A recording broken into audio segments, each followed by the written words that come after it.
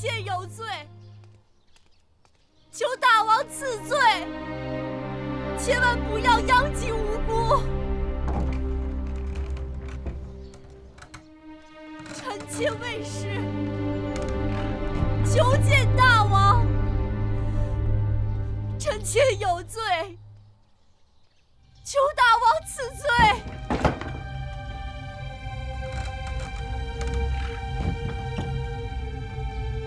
求大王千万不要殃及无辜。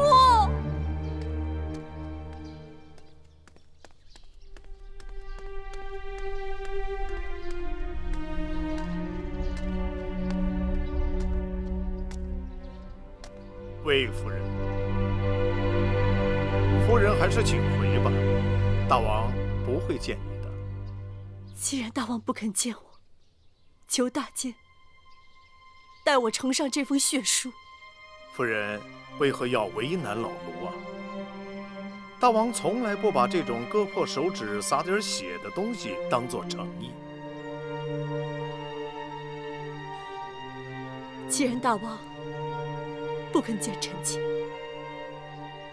又不肯看我的血书，那我只好跪死在这儿了。那请魏夫人自便。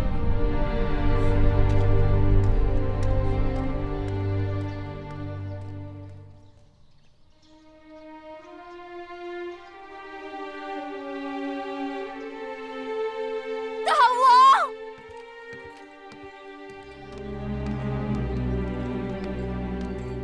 阿紫，公子华，八子请留步。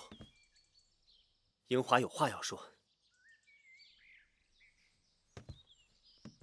母亲大错已铸，覆水难收，更曾屡屡为难八子。望八子宽厚慈悲，不要与他计较。大王若不计较，芈月自然不会计较。谢夫人宽厚慈悲，樱华来日定投之以桃，报之以李。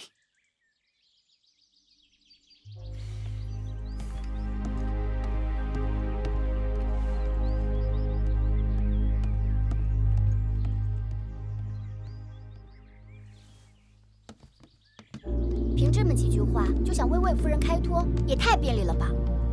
魏夫人与公子华虽然是母子，但真的很不一样，还是应当母是母，子是子。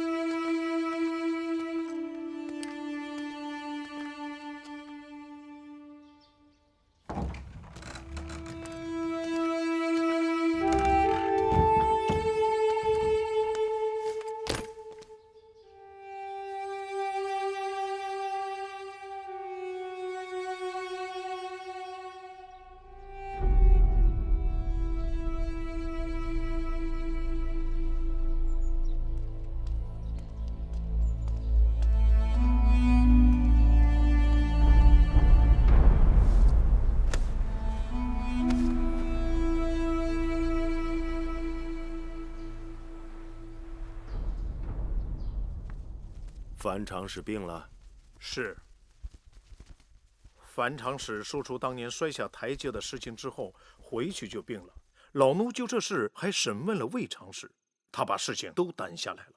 他说那日看见王后在责罚国美人，于是伺机作乱，叫旁人绊倒了樊长史，想给大王火上浇油。记得当初老奴想查清此事，但因为永县令警离遮掩，因此一直没有查出个所以然。你曾告诉我，那芈月推测樊长史不是自己跌倒的，可后来见你查不出结果，寡人还想，那丫头虽然聪明，但也有看走眼的时候。谁知竟有这峰回路转呀！樊长史这个人胆子最小，是心病，他知情不报是过。但眼下又帮着寡人查清旧案，是功，算他功过相抵。派个好御医去给他看看吧。是。大王，永相令派人来报，说魏长史刚刚在报室里咬舌自尽了。怎么没将他看住呢？一个人一心要死，是看不住的。出去吧。是。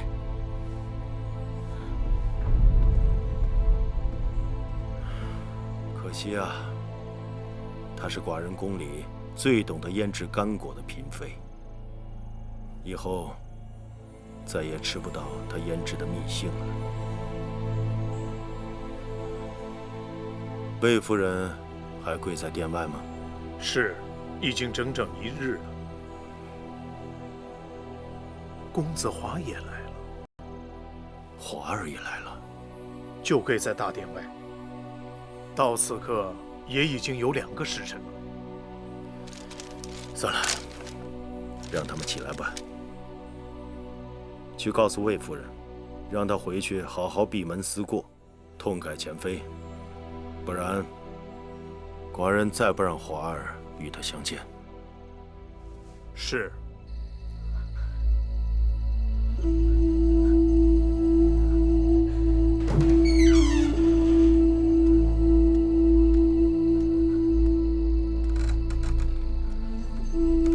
大王有旨，令魏夫人好生回宫，潜心反省，以观后效。母亲，我们回宫吧。父王准我们回宫了。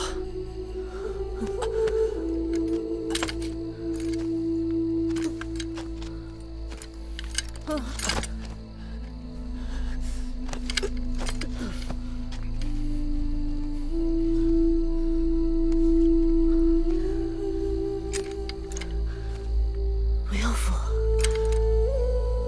我自己能走。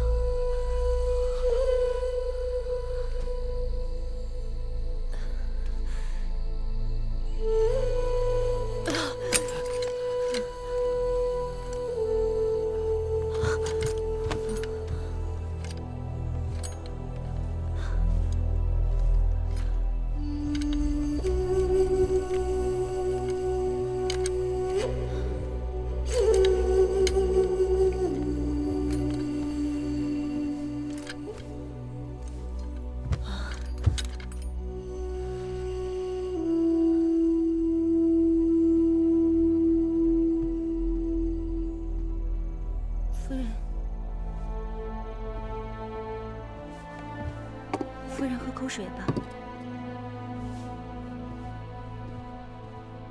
你是谁？奴婢是曾服侍魏长史的彩嫔，我没见过你。我只是他身边的粗使丫头。你到我这儿来干嘛呀？魏长史在内府咬舌自尽，永相令让奴婢来披香殿服侍魏夫人。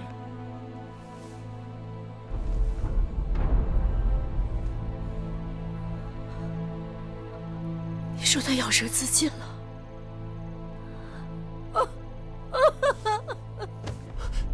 母亲，母亲，我妹妹死了，我妹妹死了。还有彩凡前日因哭醒死在内府。夫人，保重身体。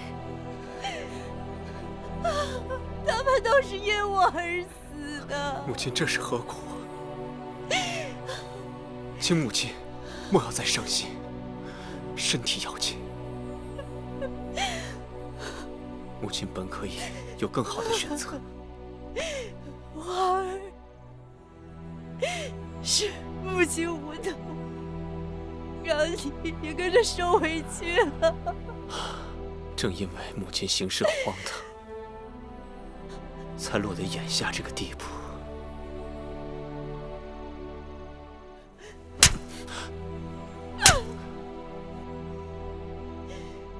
母亲就你这么一个亲人了，孩儿只要母亲平安，怀儿便无怨无悔。请母亲切不可再以身试险。母亲这么做，并非为了自己。我知道母亲所做的一切都是为了孩儿打算，但从今以后，请母亲不必为孩儿苦心周全，该由孩儿来庇护母亲了。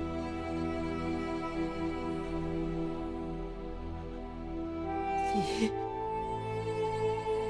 庇护母亲？请母亲放心，母亲便是孩儿的天，孩儿会把母亲的一切看得比自己的性命还重。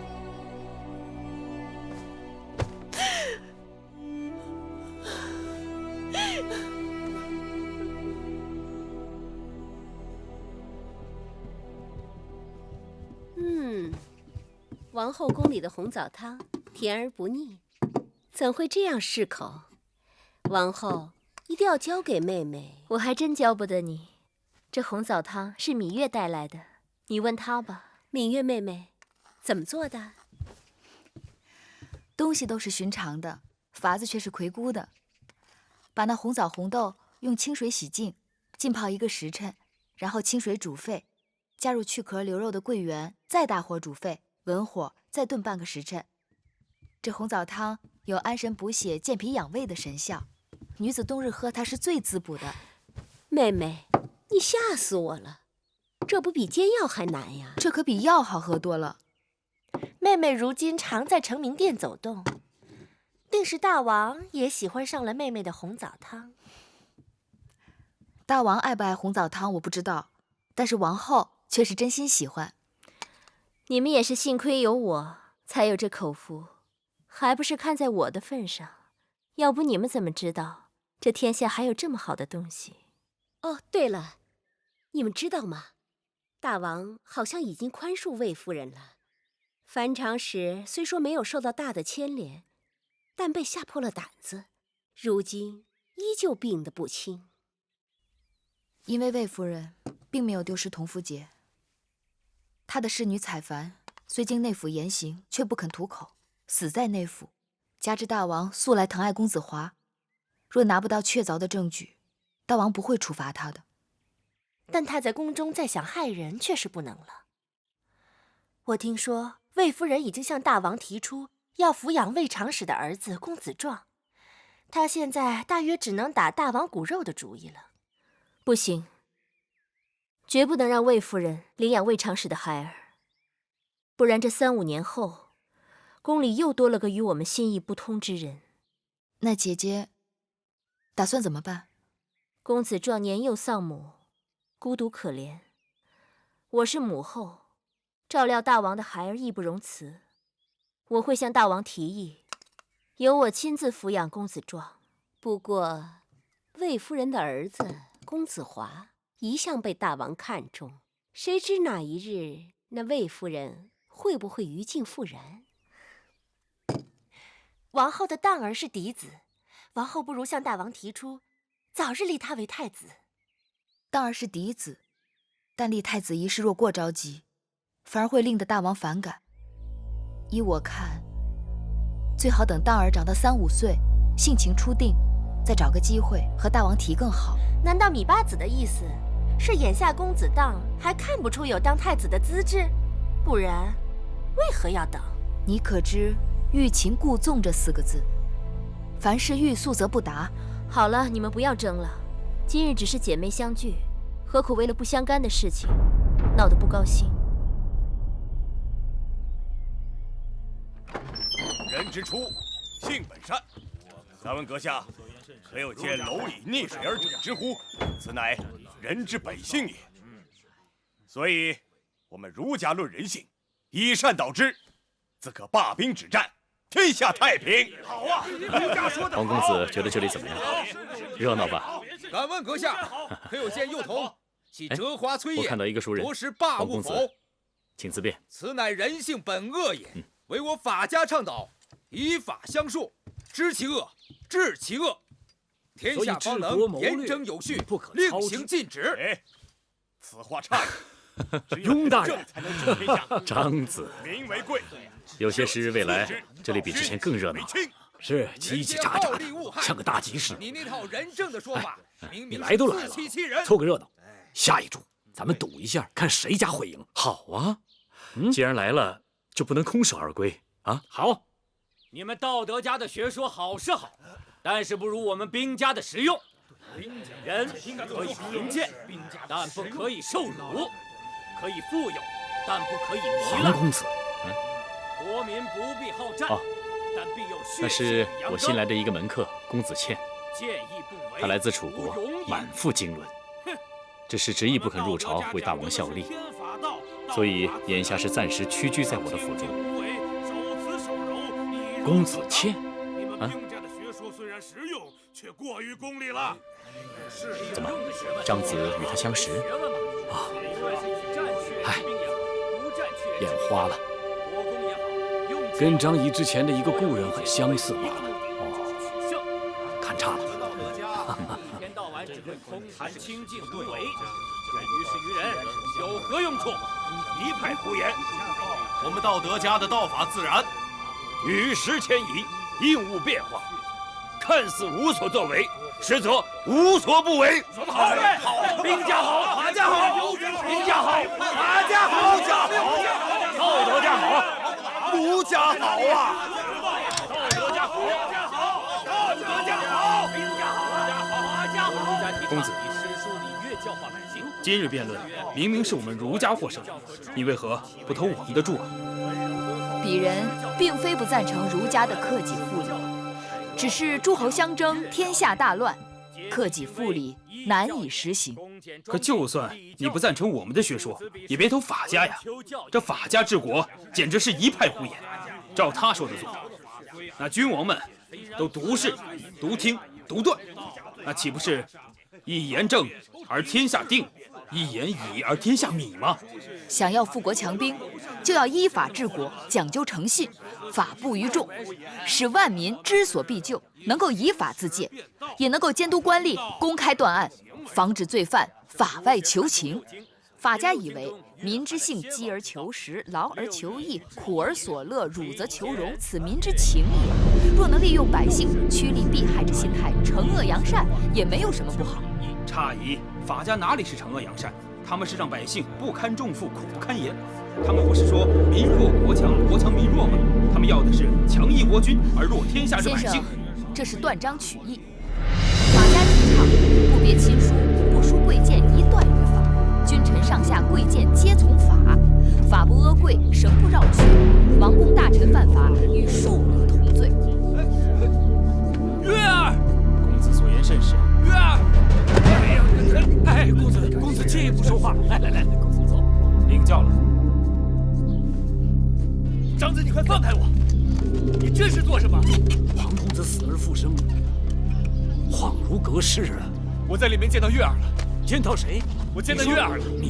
芈月已经被秦王封为八子，他怎么可能出现在这种鱼龙混杂的地方呢？不可能，我看得清清楚楚，他就是月儿。哎，你听我说，久别重逢，你要是不嫌弃，陪我饮2杯。张子，咱们来日方长。公子卿，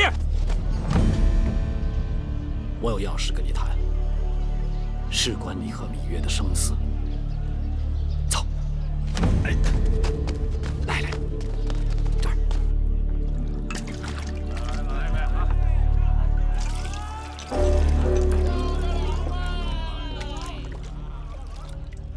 小二，点酒。哎，来了。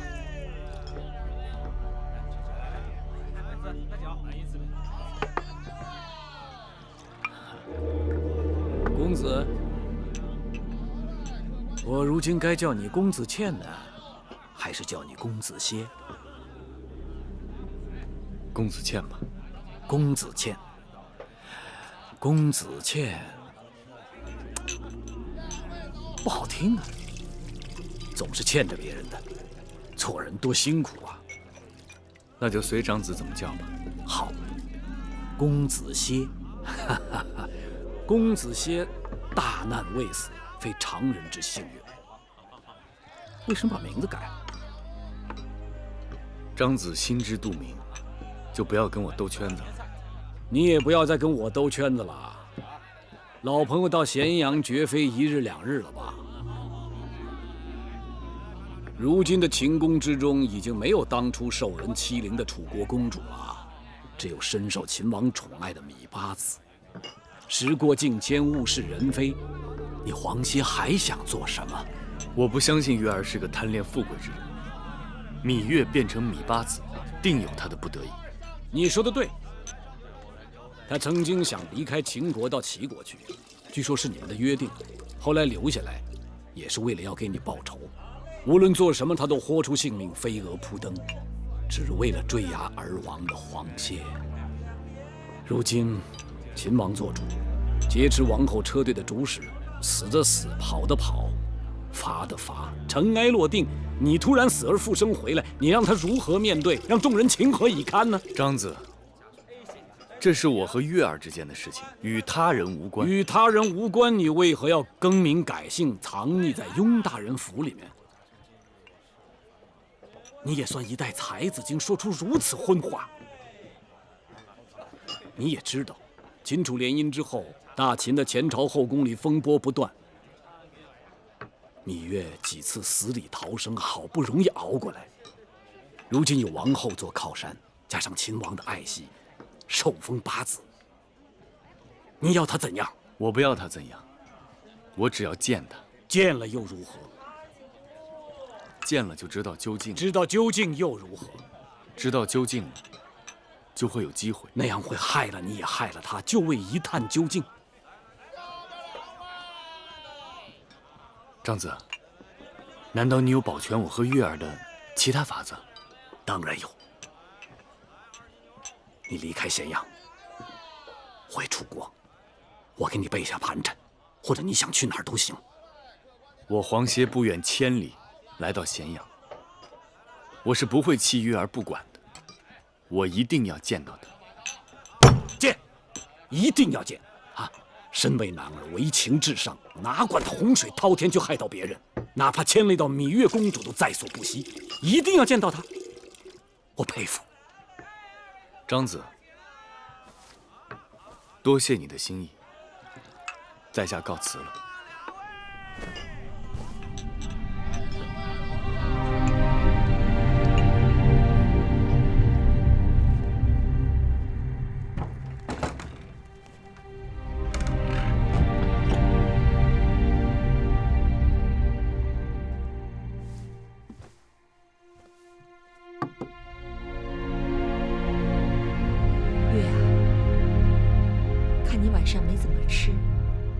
有心事？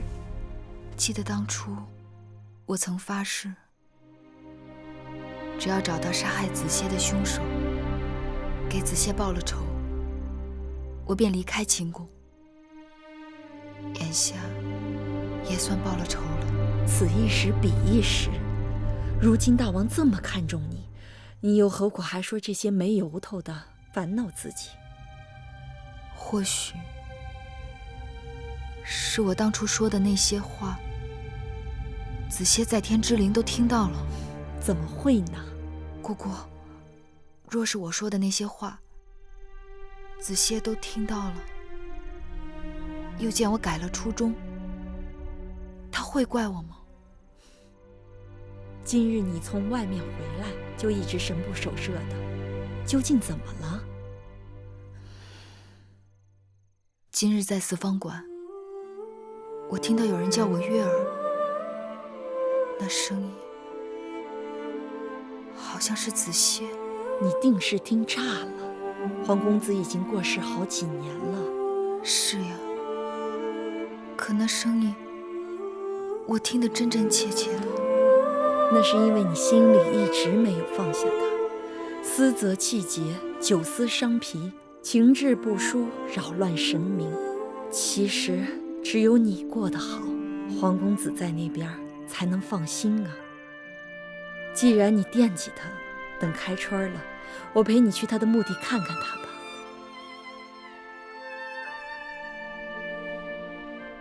今日我投的是道德家，我打赌赢的笃定是道德家。哎，有道理啊！我看啊，儒家要赢，自然我投了墨家。哎，初一赢的是法家，依我看，今日还是法家。哎，为什么呀？为啥？秦国眼下推崇的是商君之法，识时务者为俊杰呀。哎，大家都不要猜了，今日各辩家口才出众，言辞犀利，各家著述相当。依我看，这输赢就只能凭运气了。未必，我看未必。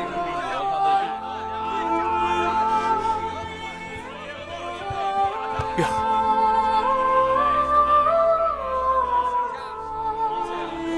在下莽撞，认错人了，抱歉。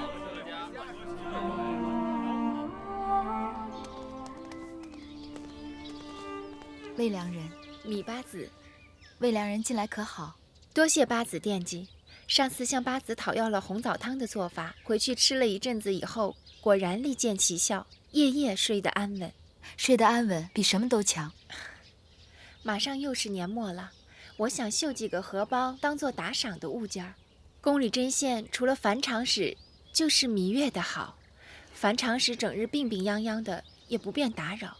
不知芈月是否有空闲，我好上门讨教。魏良人客气了，若是需要，随时到会院来找我便是。多谢八子。魏夫人在前面等着你，你若不想见她，可以叫侍女回了的。该见的总是要见的，我还是去见见她。芈月先告辞了。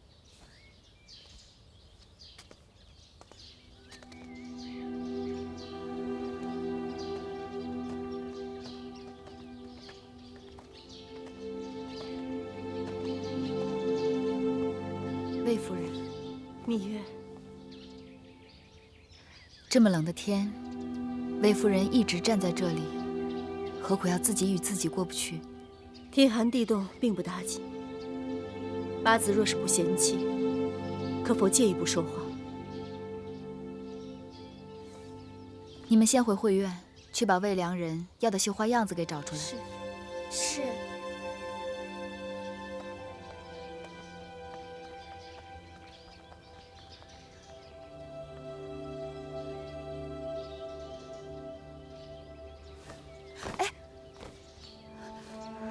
魏夫人，不要搞错了位分，怎么给我一个八子行此大礼？魏延苟延残喘，望八子能给我一条活路。宫中之事，全在大王一念之间，岂是我一个小小的八子能够左右的？八子虽是宫中新人，却有挪移乾坤的本领。我魏延虽得罪过人，但能恨死我的，你该是第一人。我当然恨你。倘若你是我，必定一样。告辞。如果我说一群人伏击王后车队的事与我无干，你可相信？我信。你信？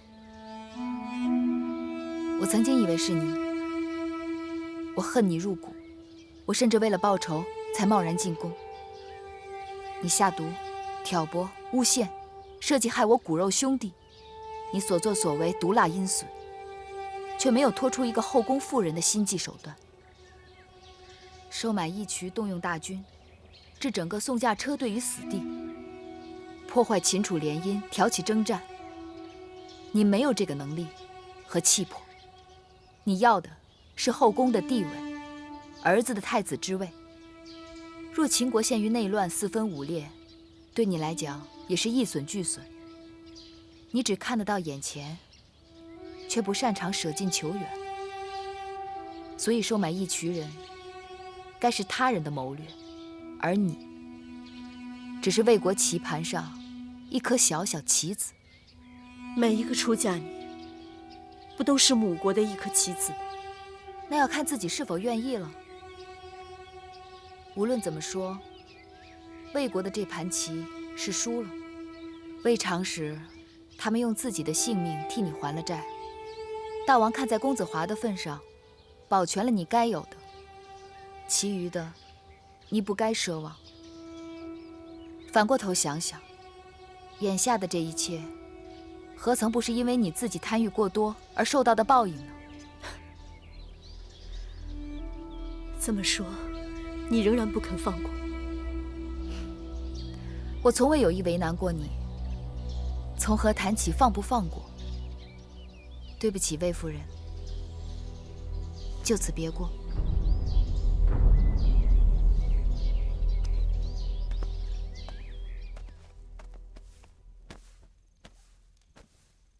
岁数大了，真是受不了这倒春寒呐！一日下来，这浑身的骨节都是疼的。哎，使点劲儿。哦，这宫里的琐碎杂物，师傅您用不着事必躬亲的，让孩儿们去做就好了。你们能让我放心吗？不是手笨眼拙，就是脑筋糊涂。万一有个闪失出了差错，大王怪罪下来，看谁去顶罪。大监，披香殿的彩屏来了。这么晚了，他来干什么呀？魏夫人眼下是墙倒众人推，师傅您犯不上跟他纠缠，让他走吧。是。等等，宫里的风雨，你们才见过多少？让他进来。是。你们都出去。是。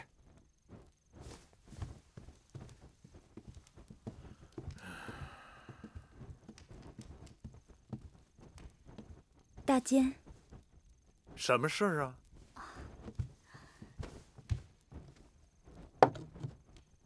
这是魏夫人孝敬大监的。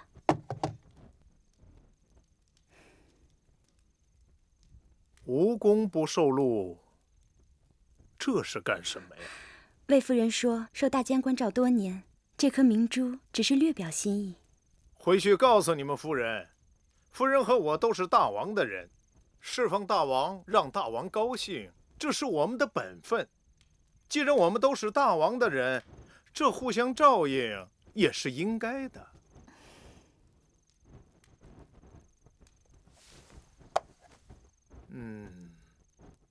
东西是好东西，不收吧，又怕你们夫人多心，那我就收下了。夫人还希望大监有机会在大王面前替公子华和魏夫人多美言几句。人在做，天在看。夫人好自为之，用不着我美言，大王心中肯定有数。魏王用尽手段，令公孙衍弃秦就魏，大王心中一直闷闷不乐。最近听说公孙衍正在四处游说诸国，想联手伐秦，真是恩将仇报，让大王恨不得立即出兵讨伐。夫人，母亲说什么了？那大监收了明珠之后，说天色已晚，要休息了。他收了东西，不该如此啊！你爸从进门到出门，他说的每个字都说来给我听听。他说，夫人和他都是大王的人，伺候好大王，让大王高兴是本分，彼此关照应当的。他还说什么了？他还说，人在做，天在看。人在做，天在看。不对，一定还有。他还说，他还说大王因公孙衍挂印出走，恨不得马上征讨魏国。奴婢只记得这些了。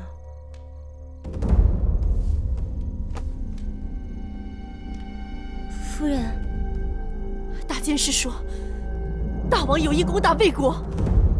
那话大约就是这样。你下去吧。是。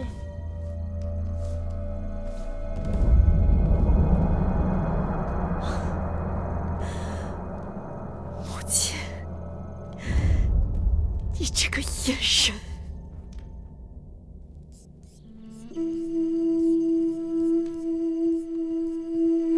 夫人，樊朝使来了。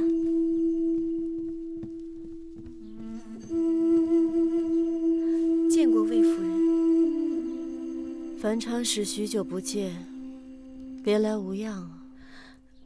姐姐该知道我一直在病着。是啊，是我们牵连了你。谁让你也是魏国的应女呢？夫人，我尽管病着，可是心里也还是惦记着姐姐的。那真是难为你了。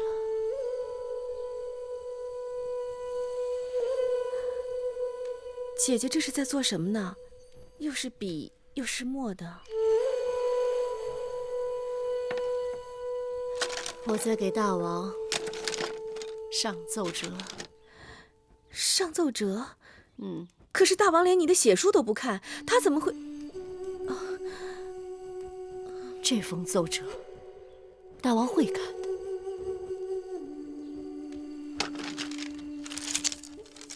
魏王十恶不赦，屡屡与我大秦为敌。臣妾恳请大王即刻出兵，征讨魏国。你看，我愿意公子华阵前为将，当征讨先锋。夫人，你要公子华去征讨魏国？是啊，你这是……夫人，魏国可是夫人和我的母国呀。让自己的孩儿去征讨自己的母国，想必你是以为我疯了。但这是大王愿意看到的我的诚意。真正的学术不用割破手指头，你仔细看看这上面的每一个字都是血，都是血。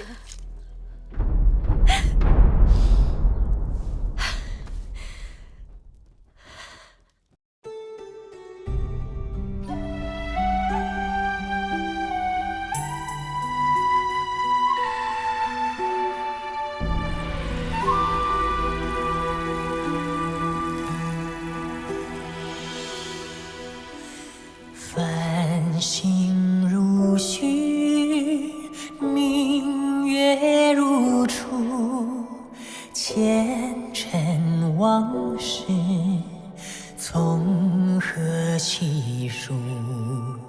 心有情丝万千言书，却生得一缕孤独。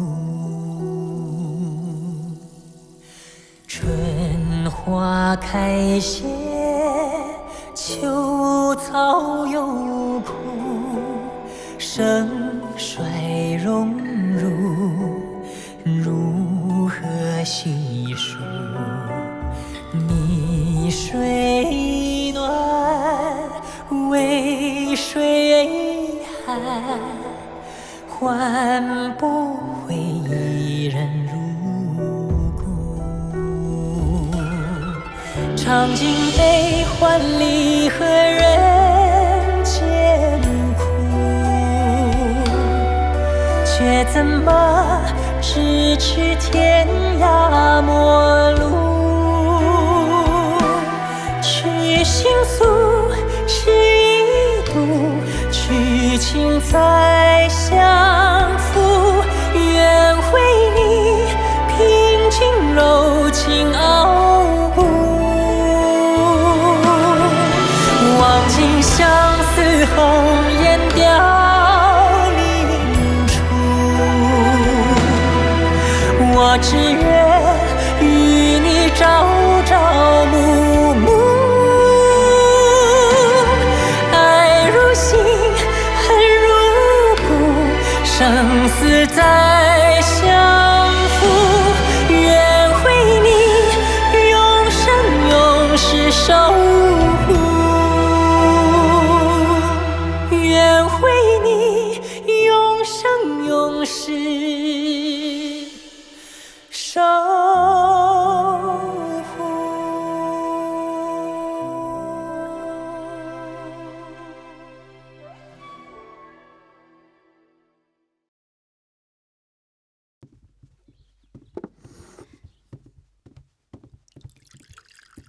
王后，昨日双星伴月，宫里头说此非吉兆。哦，有此事。大王已经让永相令准备东西到祖庙去祈福消灾。你们两个去膳房看看，我一大早就做了枣泥糕，公子闹着要吃，都这时辰了，还没给送来。是。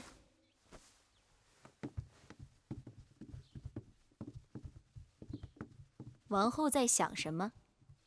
双星伴月，金木争辉。我记得那公子华是金命，可我的当儿是木命。说起来，公子华在诸公子当中最受大王器重。前不久，魏夫人主动上奏，恳求大王伐魏，还提议公子华作为先锋。大王虽未即刻首肯，但魏夫人壮士断臂，已让大王动心。秦魏交兵是迟早的事，倘若公子华出师大捷，说不好，魏夫人那一头就可能死灰复燃。这个做母亲的还真是狠心，她就不怕战场上刀剑无眼？得想个办法，让大王忽略此事。对了，大王的寿辰就快到了，奴婢怎么记得大王好像不怎么过寿辰啊？去年也是这个时候，你跟大王提起要给他办寿宴，大王好像回绝了。那是因为梦莹拒婚，大王在气头上。但今年就大不同了，双星伴月是凶兆，该有喜事来冲一冲，哪有不办的道理？那是得好好筹划筹划。大王向来节俭，操办起来可不像我们当年储公那样，但排场还是要的。明日你把永相令穆庆招来，他上任半年，人还算伶俐，我会吩咐他把诸事一一打点起来。是。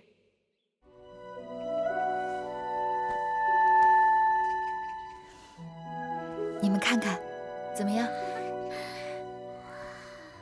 明日大王寿辰，王后要后宫嫔妃各自准备贺礼。别人都是送金送银的，咱们送的最贴心。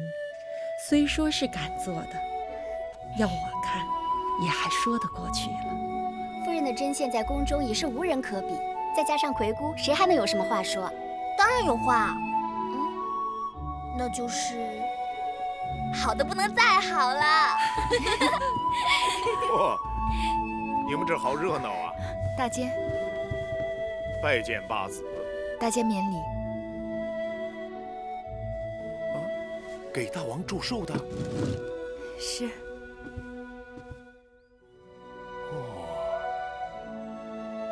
这几手绣的真是活灵灵的。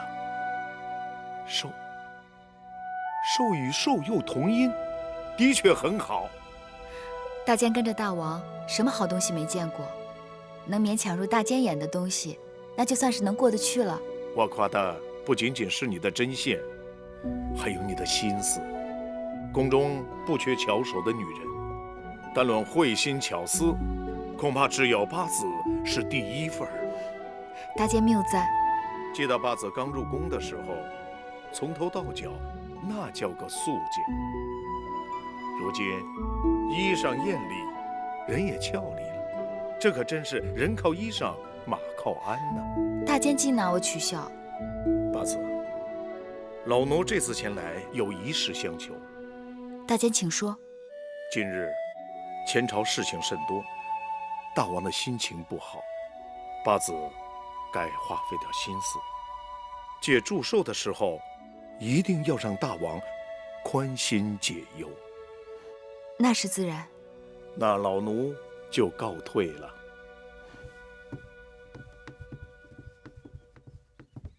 大王看了我的上书，虽然没有多说什么，但总算是点头了。所以，一旦秦国对魏国开战，必会派你上阵。母亲放心，孩儿定不会给父王和母亲丢脸。母亲此举也是无可奈何，华儿的前程都在这军功上了。说起军功，孩儿想起一事。昨日我遇到了王叔公子思，见得我好一顿抱怨，说他尽管是先王之弟，可他的田宅、车马、衣饰，竟比不上朝中一个大夫。而且这样下去，用不到10年，他的子孙便会住无居所，食无所保，流落街头。秦国凭军功，论贵贱次第，显荣都是靠脑袋挣来的。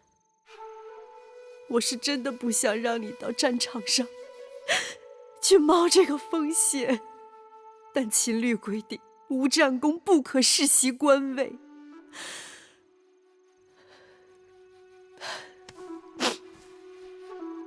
公子思在嬴氏旧族中举足轻重，你还是要与他交好。处离子是总伯，你找处离子替他说说吧。近日宫内外不太平，许多旧族因为双星半月的天下，鼓噪凶祸之兆，说月与岁星同光，己有姬王，法古无过，天谴大秦，王侯将相谋不轨。还有人上书要求恢复旧制。先王尊商君而变法，寡人杀商君而尊商法，废了旧世卿世禄制，根据军功大小授爵，让那些旧族们富而无荣华。他们是想借天下要挟寡人。这些年，新法民已殷富，国已富强，但仍有些旧族们心存怨愤，鼓噪之声如夏日蚊蝇，不绝于耳。王兄要对这些视而不见、听而不闻，恐怕很难。为了这新法，已有无数人前赴后继，寡人走的是无法回头之路。大王，该是去交旁殿的时辰了，嫔妃们都在那儿等着要给您祝寿呢。此刻寡人哪有这个心情？大王，大家既然想热闹热闹，大王就去凑凑去吧。把这个放在案几上。今日可是大王的寿辰，你们都好好布置，不许偷懒，听见没有？是。准备的怎么样了？王后，准备差不多了。王后，众夫人都来了，那魏夫人也来了，还带来了寿礼。我没派人去请她呀。王后，今日是大王的寿辰，那魏夫人又未获罪，得饶人处且饶人。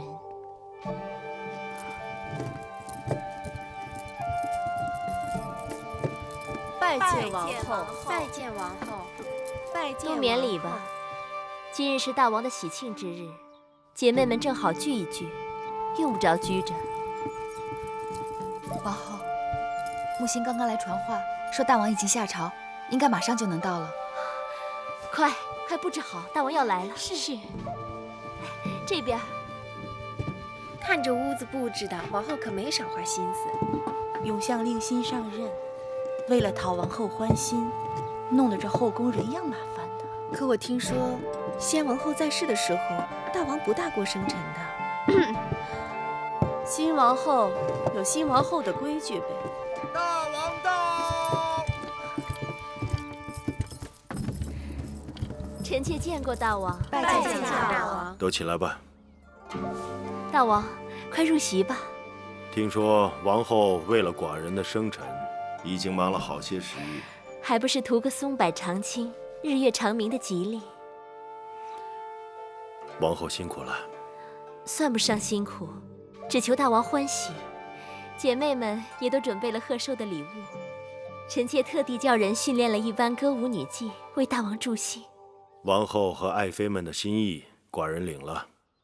可不赶巧，今日寡人要去见个故人，这酒宴和歌舞，还是由你们带寡人去享用吧。大王，王后不必懊恼，寡人的生辰年年都有，错过了今年，还有来年。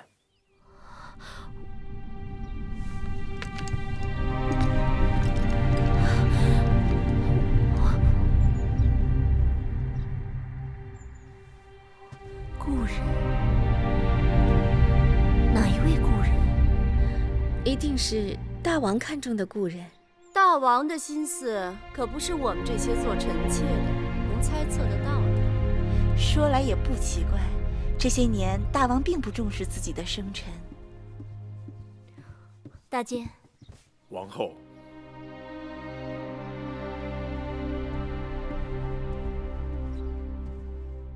米八字，大王让你跟他一块儿去见故人。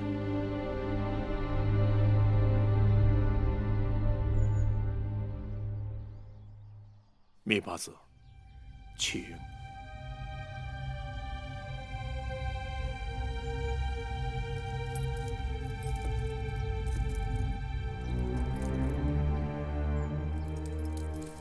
王后恕罪，芈月不得不先过去了。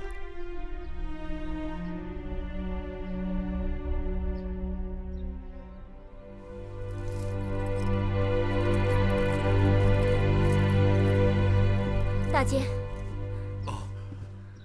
王后，能否告诉我，大王不过生辰的缘由？这老奴就不好多嘴了。那这寿宴怎么办？哦，大王说了，请王后和夫人们自便。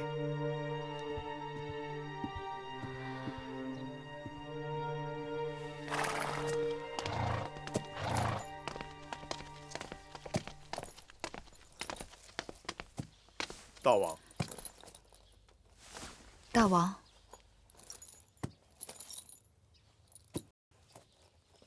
跟寡人出宫一趟。是。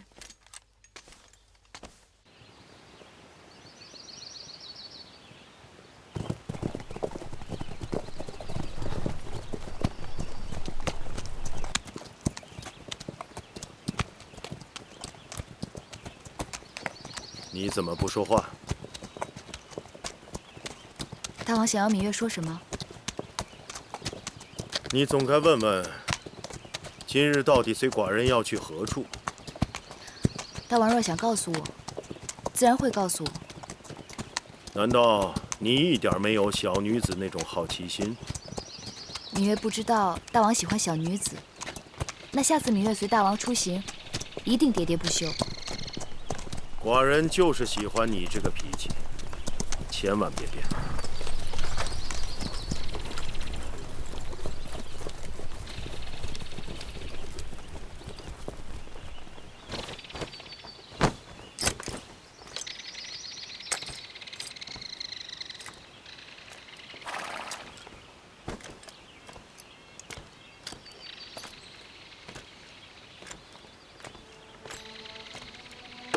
跟着去吧，慢一点啊。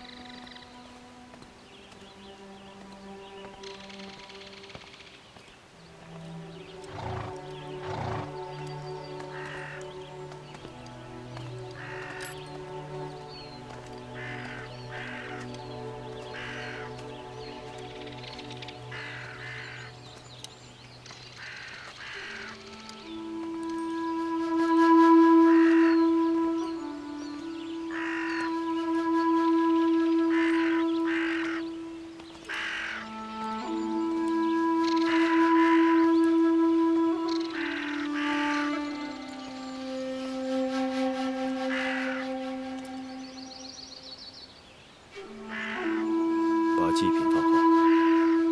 是。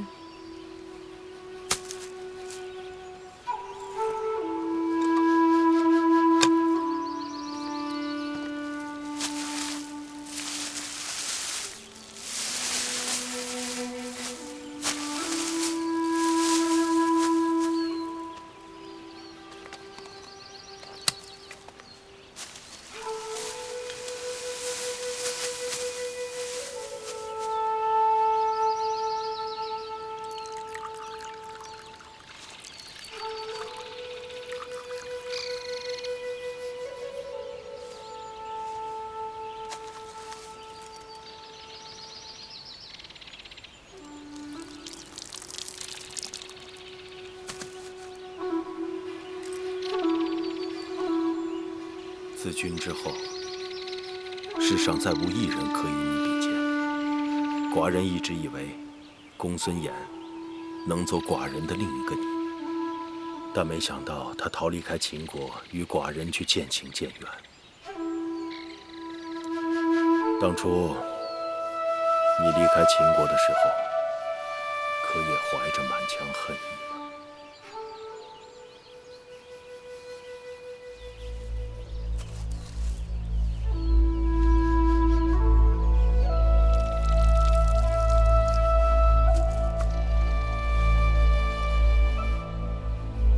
你是寡人终身的仇人，也是寡人终身的恩人。你刻薄少恩，行事极端，功高震主。当年寡人还是太子的时候，不慎犯错，竟连累太傅受了异刑。寡人继位，若不重罚你，这大秦的天下岂不成为你的天下？寡人借你的脑袋立威，制住老氏族内乱，缓解诸国相逼的压力，让寡人有了周转腾挪的天地，你也算死而无憾，该含笑九泉。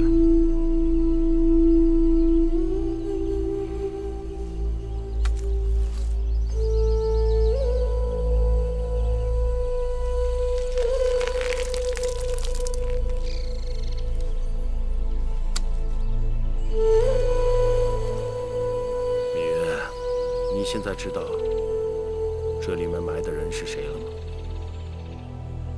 商鞅，商君。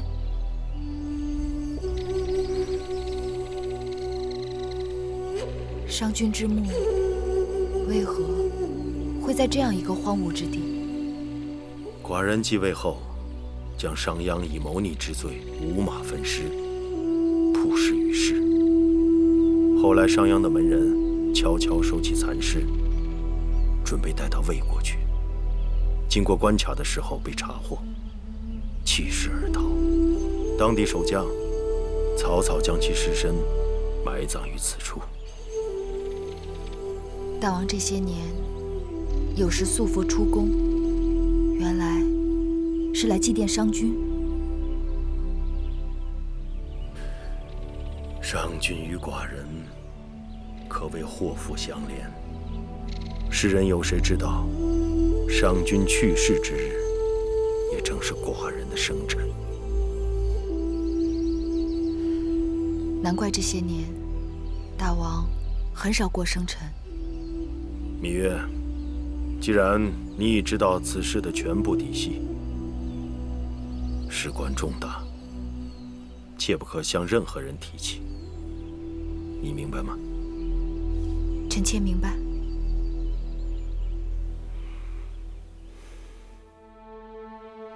大王生辰去见故人，要说陪伴，也应该是王后，哪轮得到他芈月？王后平日性情好，总是对他包容忍让，怎么样？还是欺负到王后头上来了？你们这些蠢人闭嘴！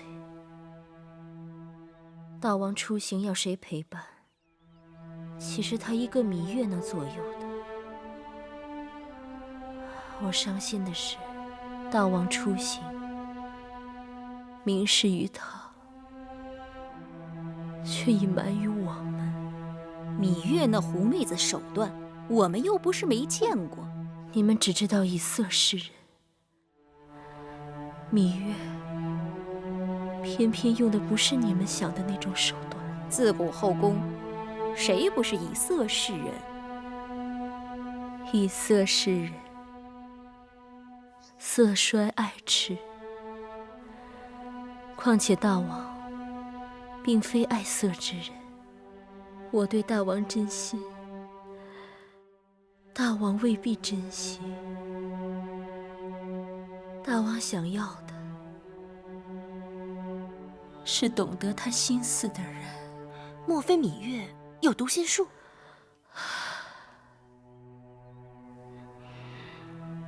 你们先下去吧，我发了。 ，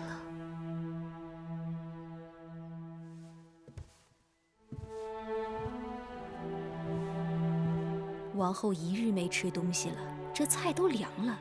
奴婢去给王后准备晚膳吧。我不饿，我只想一个人坐一会儿。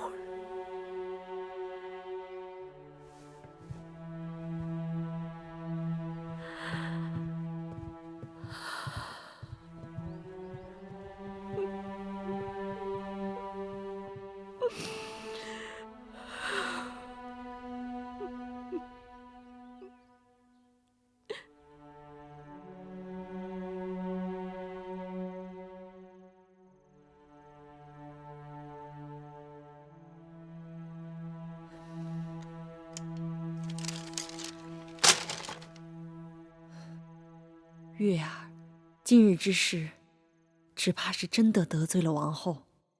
我也为此担心。好在王后自小仁厚，心术不坏，你们姐妹只要能把话说开了就好了。可有些事情，我又是实在不能与她明说。那就有空多去交房店走动走动，别让那些离间生事的小人见空插蝎子。姑姑说的对，我这就去看看姐姐。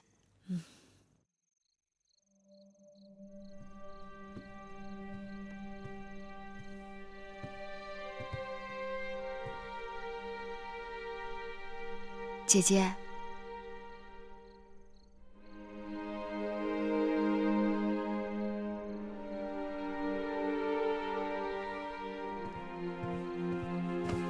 姐姐，你不是在生我气吧？没有。可姐姐分明是在生气。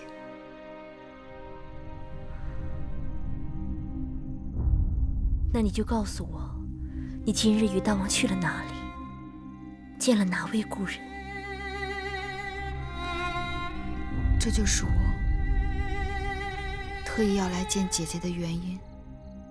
我今日与大王去了哪儿，见了何人，却是一字也不能向外人吐露。外人？你我是姐妹，我从没有一件事情隐瞒过你。姐姐，此事真的无奈，还请姐姐海涵。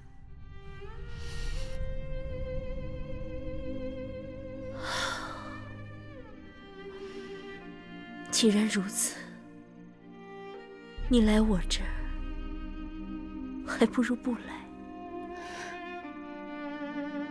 姐姐，真的抱歉，我不想得罪了姐姐，更不想与姐姐生分了，还望姐姐谅解。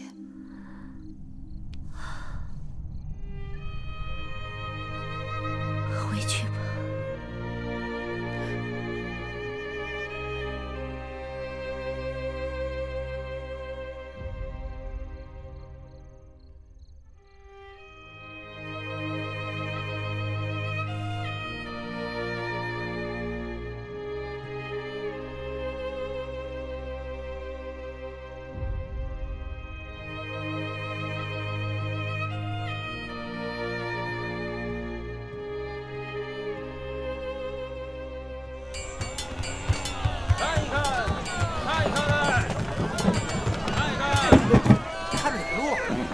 对不住。等，我刚刚想起来了，你采买的单子里面要加上川贝母、益母草和连翘，店里头断货几日了，宫里的女医治几日要用的。那个女医治啊，最难打发了。上次店里给她准备了川贝母，她说那是北贝，药性差，材料不好，还说啊，她在楚国的时候只用松贝和青贝，要不是这两种，她不要。那你就给她找松贝吧，反正是宫里要的东西，又不会差我们的钱。去吧，好吧。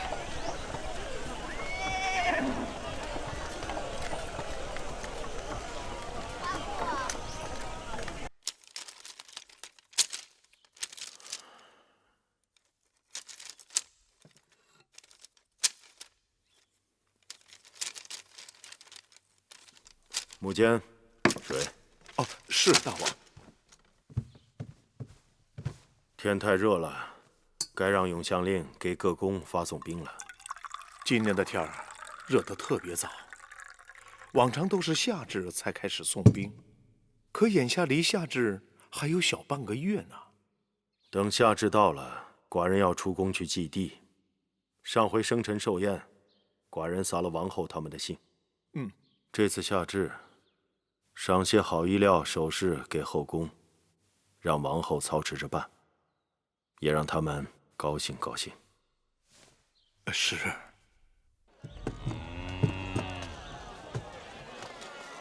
王伯，哟，于志来了。王伯，上次我要的那几味药准备好了吗？有了，都给您备好了，请稍等。好。白菜，新鲜的大白菜。益母草和连翘是最好的，这次的川贝母是松贝。好。谢谢啊。看一看。多谢。谢谢。慢走。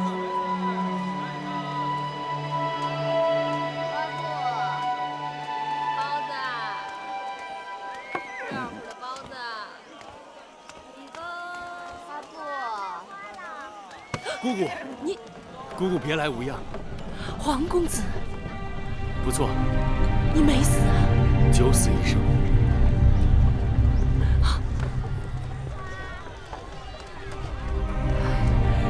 大家都以为你死了。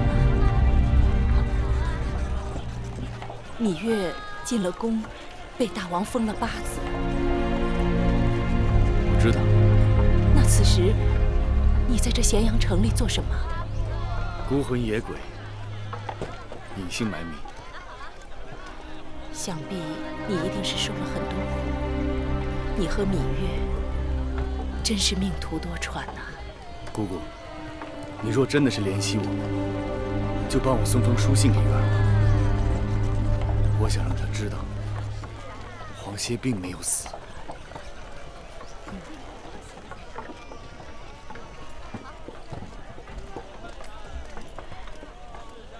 好吧。也真是的，这么热的天，看着这些毛皮就烦心。后宫这些琐事也是大事，首饰衣料都要公平赏给各宫妃子，多了少了，好了坏了，都可能辜负了大王的美意。我叫你们来，也是让你们给我出出主意，看看如何赏赐才好。是大王和王后的赏赐，凭谁还敢争不成？哼，哪有那么简单啊！每一样东西分到嫔妃们手中，都是带着斤两的。后宫女人闲极无聊，颠来颠去，就是在比较这分量。稍有差池，是非无穷。那王后说该怎样？先点点数目吧。素纱5匹。这素纱是由纤细如游丝的蚕丝织成，质地清透，如云如雾。可惜只有5匹，绫纹仅12匹。别看这绫纹不起眼，制作起来却很花功夫的。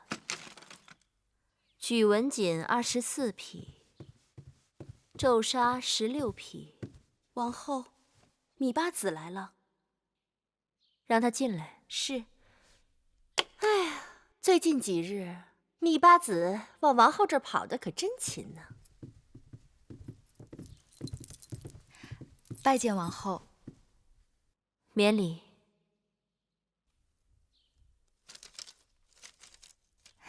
姐姐，这是在忙什么呢？夏至到了，大王赏了些东西给后宫众人。芈月妹妹素来聪明，你来的正好，刚好替王后分忧。大王还赏了些毛皮，我让人拿了些样子来，有狐皮、貂皮、狼皮、猞猁皮，数量不少。你们看是按人头分，还是按位分分好？就按人头分吧，省心省力。按位分好，免得乱了尊卑。依我看，数量多的就按人头分，数量少的就按位分排。那就照芈月的法子吧。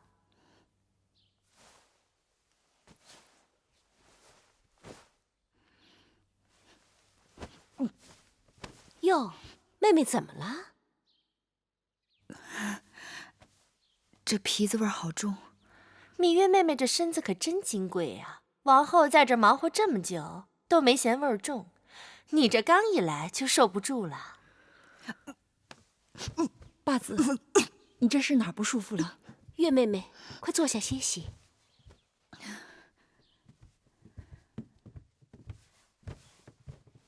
这几天热得厉害，别是中暑了，喝口水吧。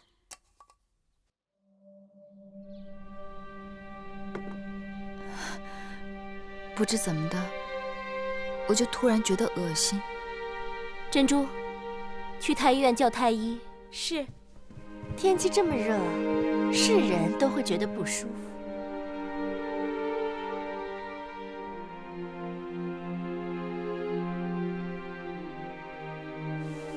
太医，八子有事儿吗？当然有事。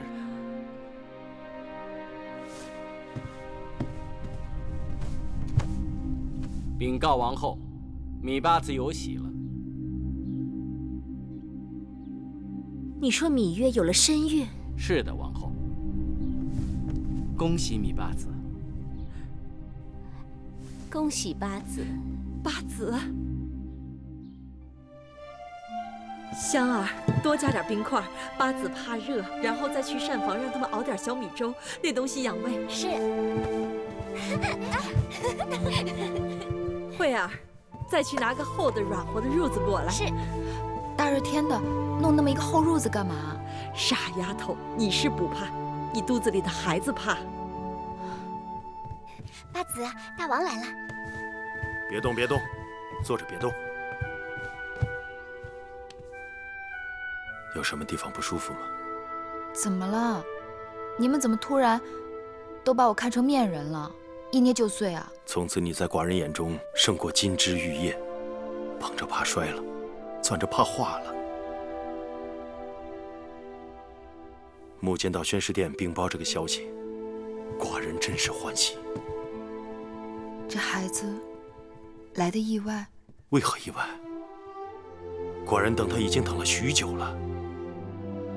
丫头，你的心比谁都野。寡人一直担心这宫中装不下。如今你有了孩子，你就会收心了，对吗？过去我的命是我自己的，如今有了这孩子，我的命就是这孩子的了。说什么傻话！你和孩子的命都是寡人的。给寡人生个男孩，寡人要带着他驰骋四方，征战沙场。臣妾却只愿少司命保佑他一生平安，无争无忧。你们楚人的少司命真的那么灵光吗？臣妾出生时，若非少司命庇佑，早就命丧黄泉了。好。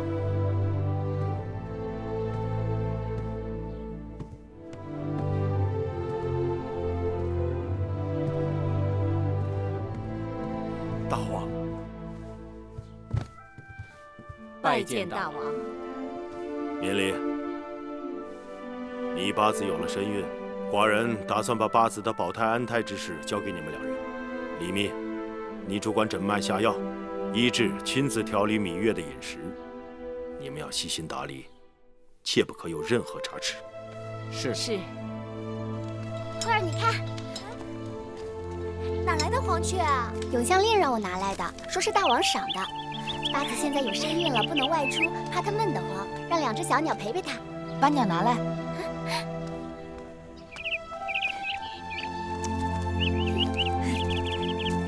我从小喜欢打鸟，但从来没有把鸟关进笼子里。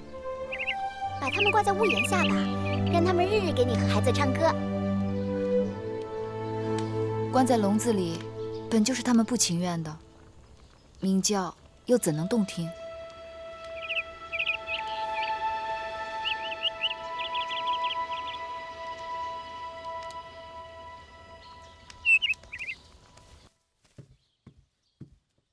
姑，你都做了大半日的针线了，也该歇歇眼睛了。姑姑这一辈子都是给小孩子做衣服，在举基身边的时候，先是你，后是蓉儿，再后来举基去了，就是小冉。眼看你们这些孩子都长大了，我又开始给你们的孩子做衣裳了。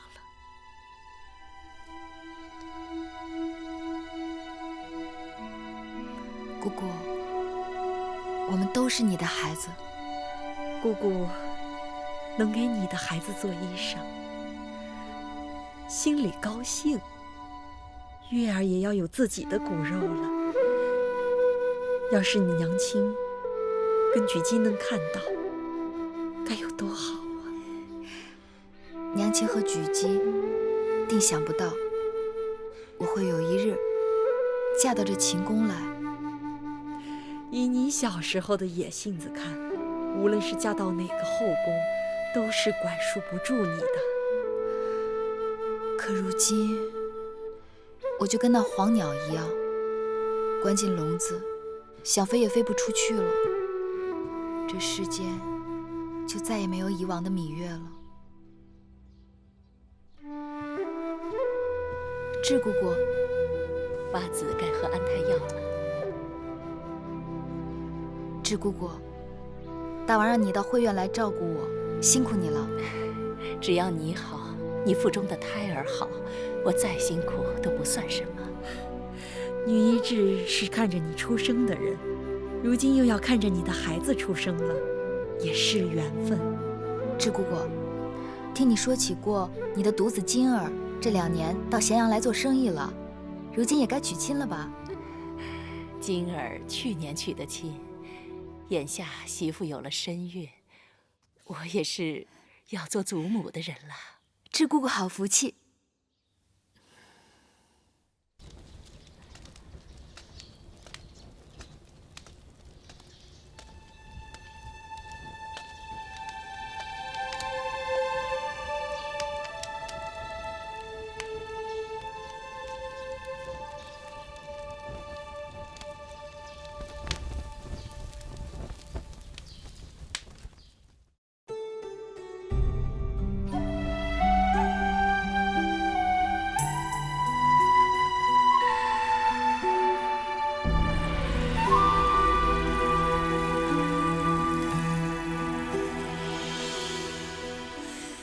繁星如许，明月如初，前尘往事从何起数？心有情丝万千言书，却生得一缕孤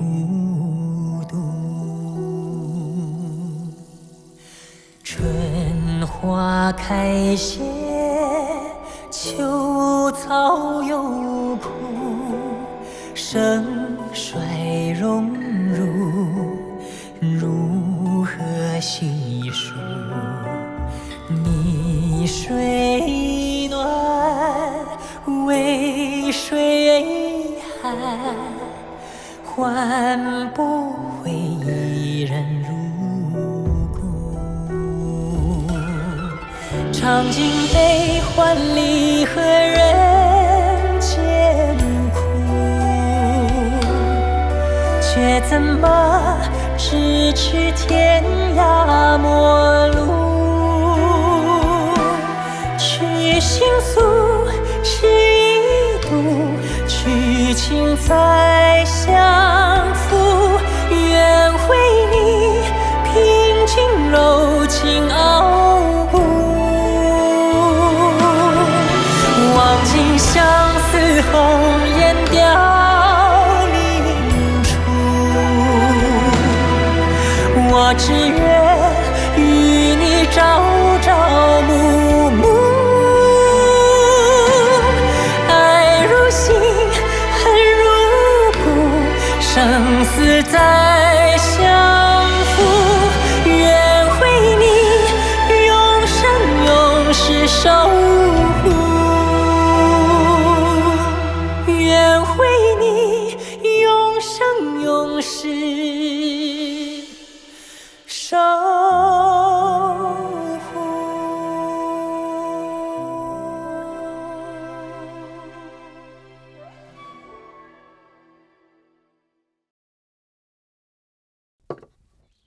我这里好久没人来了，今日你来看我，真是稀客。我知道你一贯喜好清静，来多了也是不胜叨扰。其实宫中也就你我二人比较清闲，大王又难得到咱们的住处来，你我的公子又都长大了，大王又另赐了住处，你我偶尔聚一聚，两闲并一闲，那也是自得其乐。闲有闲的好处，如今宫中最热闹的就是会院。芈月有了身孕，受大王整日眷顾，别人自然趋之若鹜。可你事事都好了，就会有人眼热，那不好的说不定就来了。妹妹说的有道理。夫人，大王来了。谁？大王。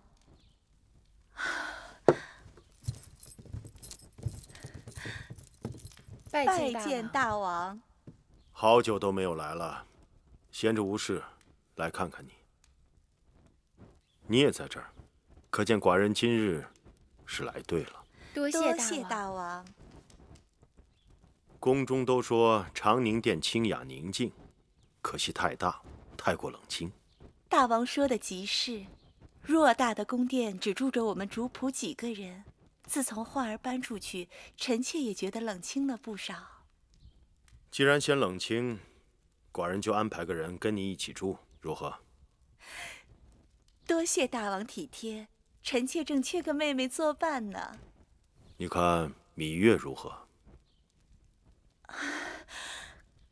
刚才臣妾还和妹妹念叨起芈月，那真是臣妾之幸。芈月住的会院过于荒僻简陋，也安排不开过多的奴婢。如今芈月怀有身孕，寡人想让她换个地方。大王请放心，臣妾好歹也养过孩子，大王尽管把芈月交给臣妾便是。好，那就这么定了。恭送大王。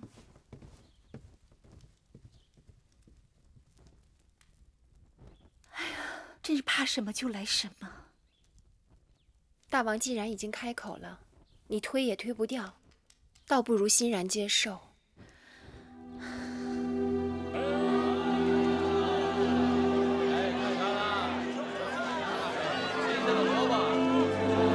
谢谢谢谢。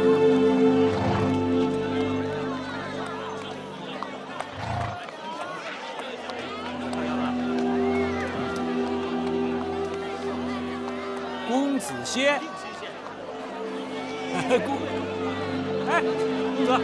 公子，公子歇。嘘，张子，你这是要害死我吗？你跑什么呀？我是在帮你。你就别瞒我了。前几个月每日都在四方馆外面溜达，如今又跑到这儿来，怎么是要喝酒还是要买药啊？张子，你也是一国相邦，为何要偷窥我的行踪呢？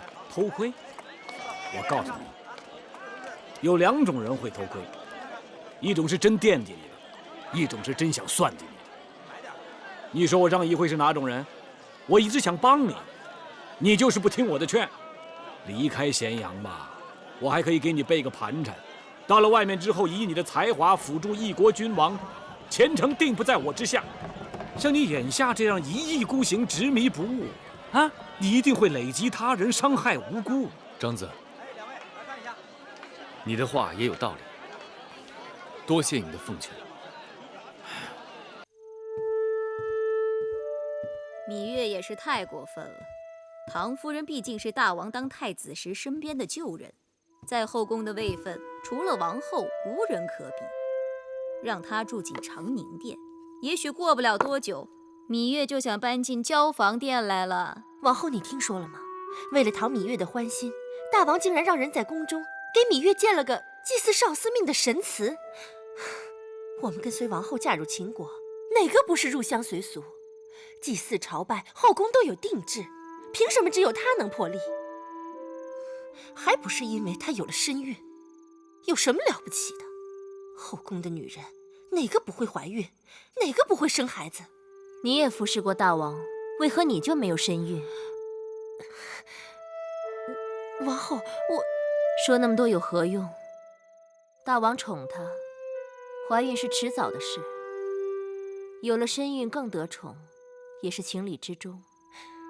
她没孩子时，大王宠她也就罢了，如今她有孩子了，若将来生出来的是位公子，那她说不定就会和王后你平起平坐了。她要真跟我平起平坐，那也是她的本事。王后，你们不要鼓噪了。长宁殿一事定是大王安排的。我与芈月是姐妹，大王把她安排在长宁殿，而不是交房殿。不知大王是顾忌我，还是猜忌我？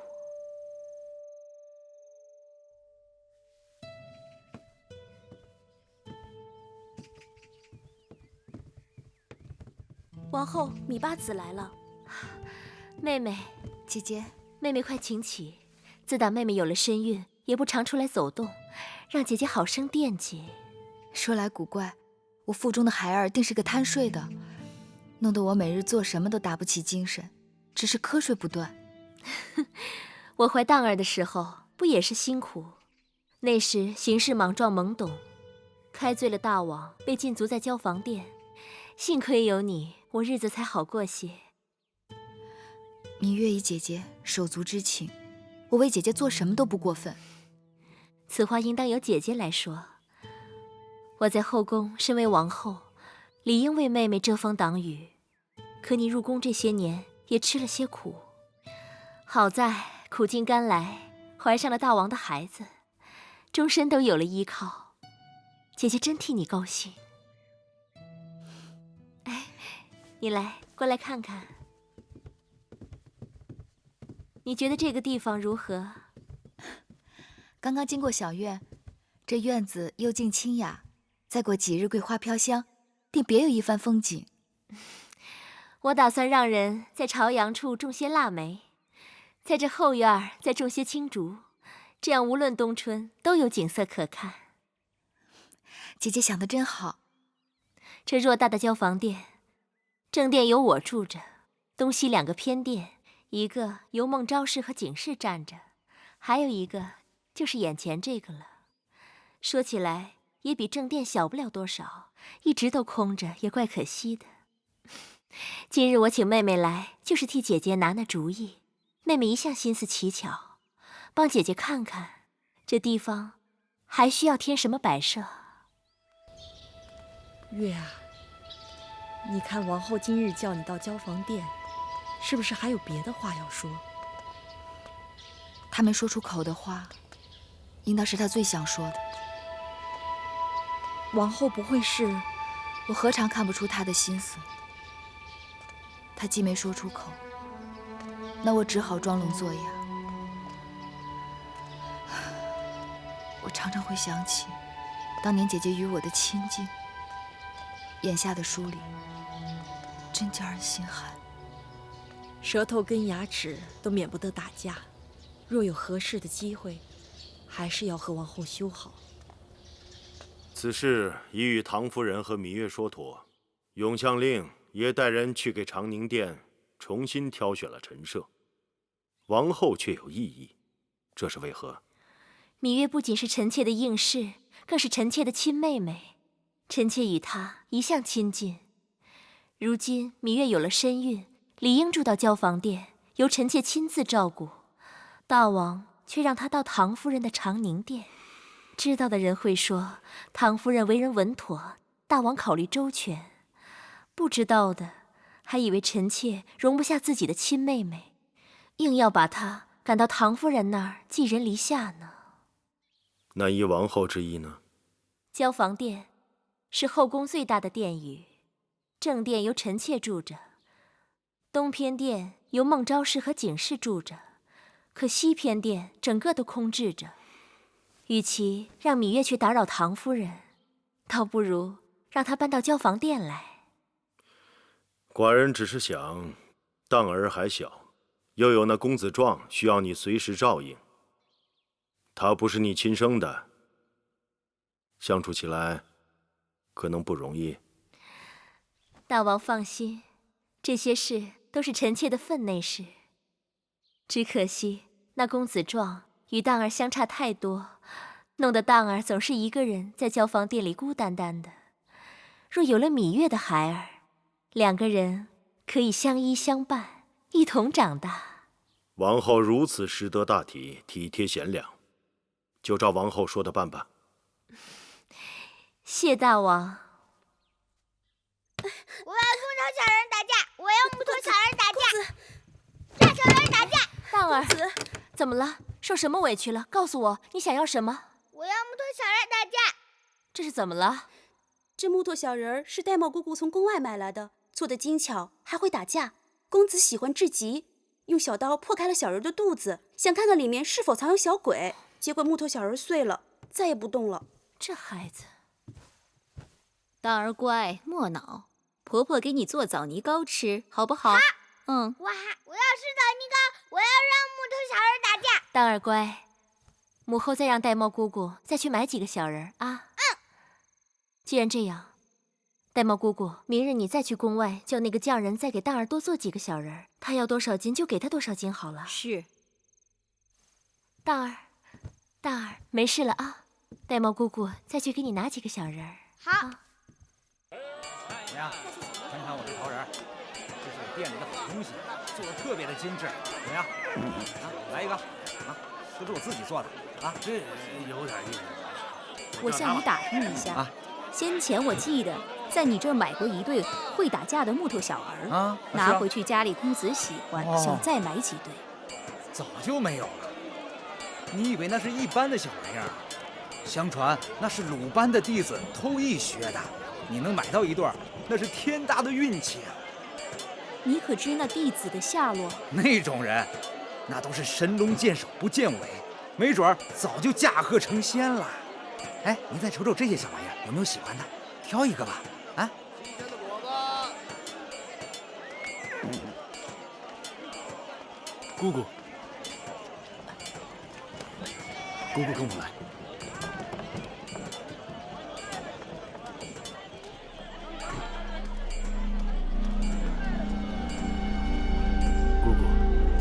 2月以来，你让子歇望眼欲穿。公子歇，不是我不想帮你，此事难办。月儿可看了我的书信？姑姑还没有给月儿。我把信给烧了。姑姑怎能如此狠心？只是你这封信来得太不是时候了。姑姑，子歇等你的回音，食不知味，夜不能寐。你为何不能成全子歇？不是我不想成全你，是太晚了。我望月儿咫尺之间，月儿望我阴阳之隔。我让她知道我还活着，有何不妥？你最好让她以为你已经死了，这样对她最好。我曾经听她亲口对魁姑说，世间再没有以往的芈月了。我不信，月儿她不是那样的人。我要怎么说你才能相信呢？实话跟你说吧，她有了身孕，怀上了大王的孩子。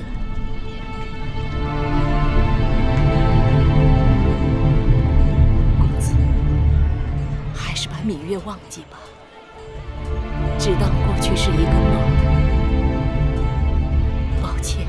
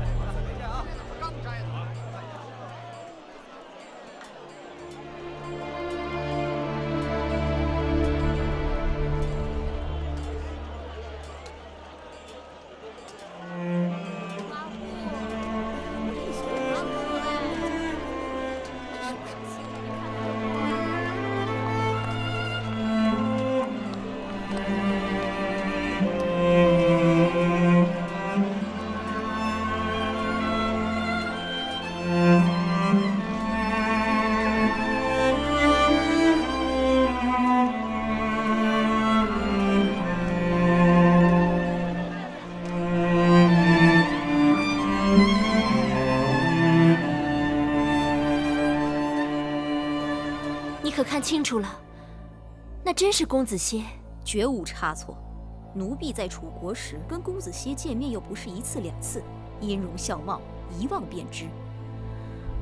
黄歇还活着，那这些年他到哪儿去了？为何现在才现身？奴婢跟着他走了很久，最后见他进了雍府。雍府？哪个雍府？就是咸阳城内大名鼎鼎的雍瑞的府邸。雍瑞，就是坊间传说的那个迎夫人的枕边之人。正是，不知是否与迎夫人有关。大王好像很器重他。就算大王念旧情，雍瑞是谨慎之人，也会因为大王与芈月的缘由，对黄歇这种人心生忌讳，避嫌远移。奴婢猜测，那黄歇并未用其真名。对了，他进雍府的时候，奴婢听旁人称他公子倩。公子倩，公子歇，遇事真言半遮面。这下太好了，芈月的把柄抓在了我们手里。身为宫眷与人偷情，这是万剐千刀的大罪。若让大王知晓，定不会轻饶他们。姑姑这话可动脑子。你方才说，公子歇要女医治转达芈月，她还活着，被女医治拒绝了。这就是说，芈月并不知道公子歇还在世，且与他咫尺相隔。这偷情之罪如何而来？公子歇救护迎亲车队，身陷绝境，死而复生，可喜可贺。大王又为何要责罚于他？此事体大，不可轻举妄动，我得好好想想。奴婢只记住微后那句话：芈月不除，必成心头大患。芈月已搬入交房殿，一举一动都逃不过我们的眼睛，王后千万不要错过机会呀！芈月今日搬入交房殿，我得去看看她安顿的如何。是，奴婢随你去。姑姑就别跟着了。姑姑直肠子，眉眼里全都是话。芈月是聪明人，我可不想让她心生猜疑。算了，我晚上再去。另外，今日的事对谁都不可泄露。是。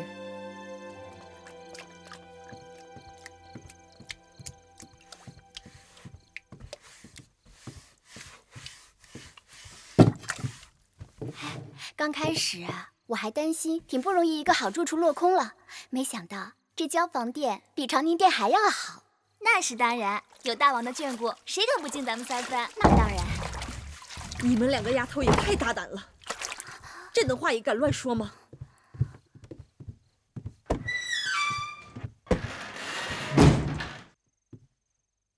这儿是交房殿，王后才是一殿之主，这里不比会院冷僻肃静。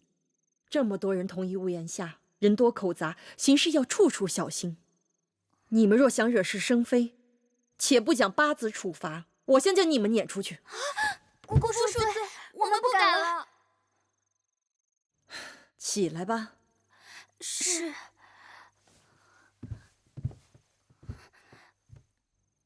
记住了，以后做事多用眼睛和耳朵，少用嘴。是。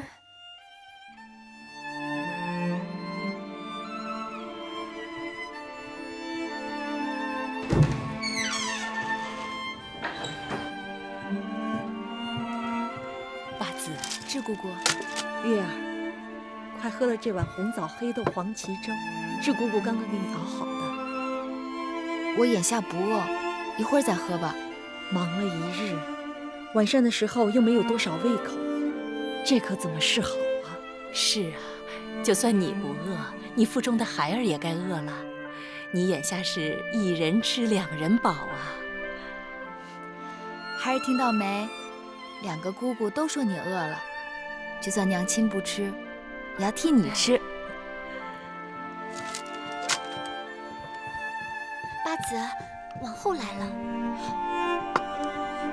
姐姐，妹妹快别动，让你住到我这儿来，就是为了让你安心养胎，以后问候请安的事情全都免了。你要再跟我多礼，那就见外了。多谢姐姐体谅。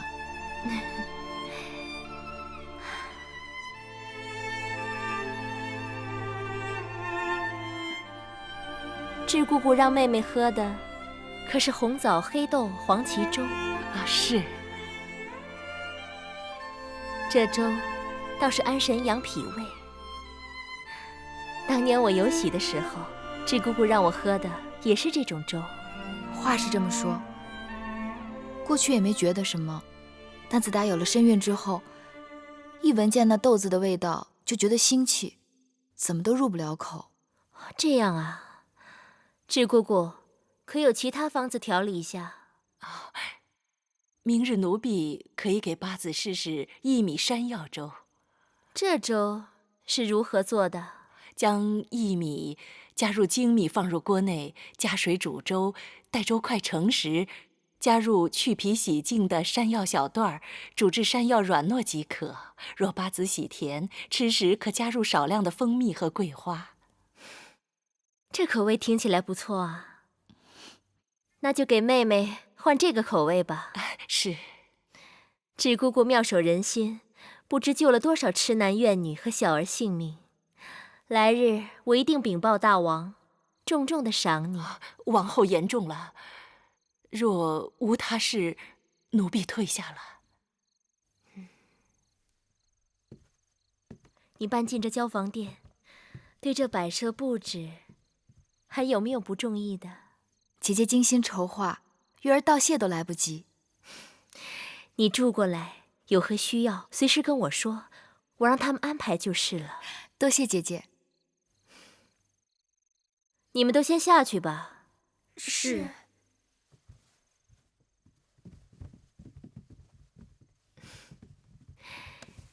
你我姐妹一同入秦宫几载，如今总算是住到了一处。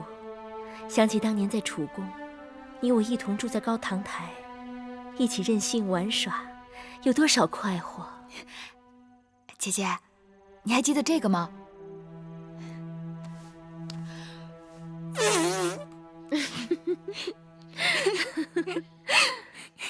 当然记得了，我还记得你帮我去给秦王送书信，被母后罚，禁闭在月华台。幸亏公子歇拼了命的救你，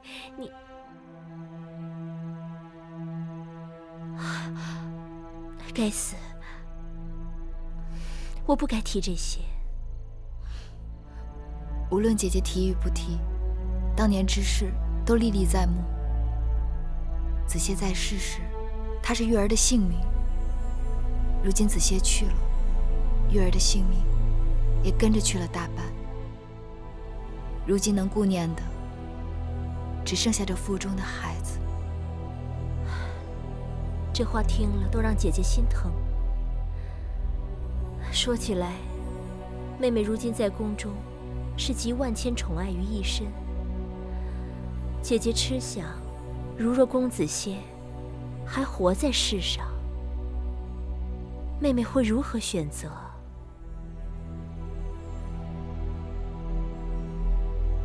姐姐，若是能让子歇复生，就算赴汤蹈火，我也要。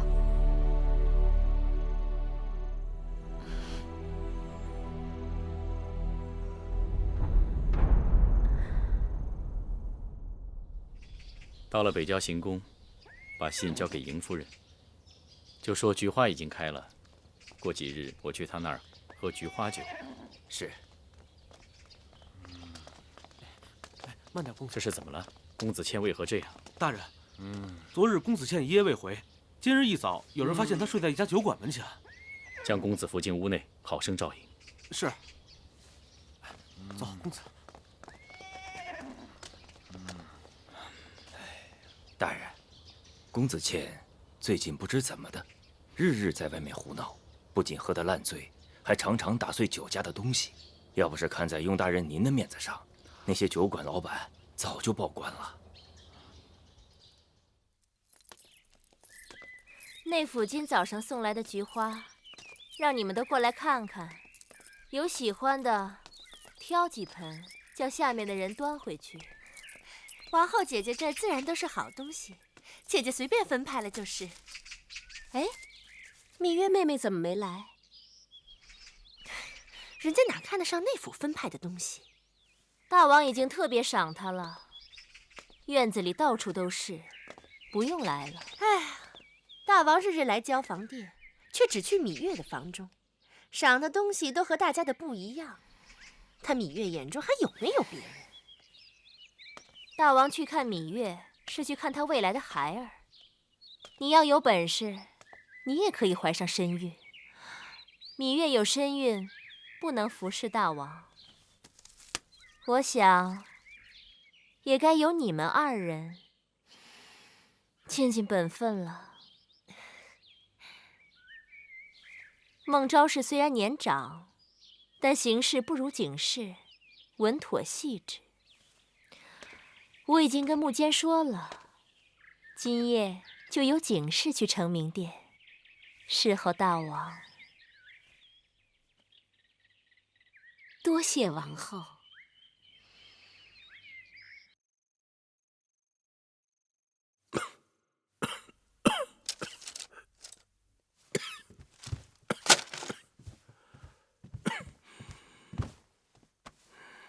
大王是不是受了风寒？怎么突然咳嗽起来了？大王，要不要来碗梨粥啊？那东西清热去火，祛痰止咳。也好，寡人刚好有些饿了。老奴去拿。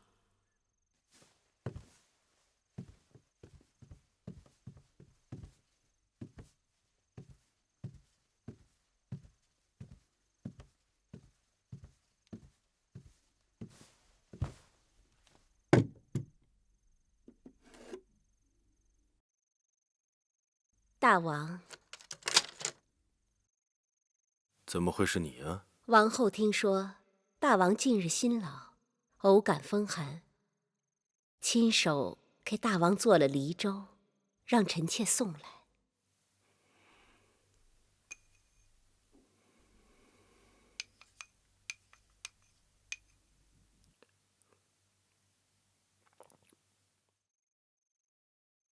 不错。寡人知道，做这粥不胜繁琐，要给梨去皮去核，捣烂过滤取汁，还要用精米小火慢慢熬粥。往后又要照料2个孩儿，管理后宫已经够辛苦，他何苦要做这种事情？王后对大王一往情深，只要大王安康，王后不辞劳怨。我的王后真是个温婉贤淑的女子。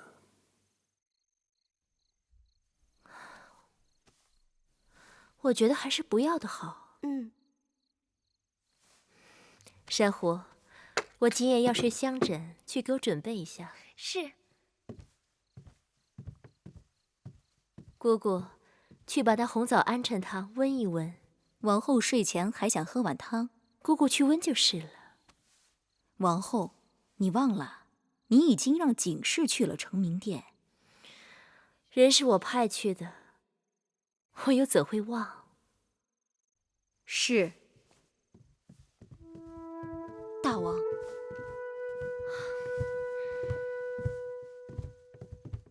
臣妾见过大王。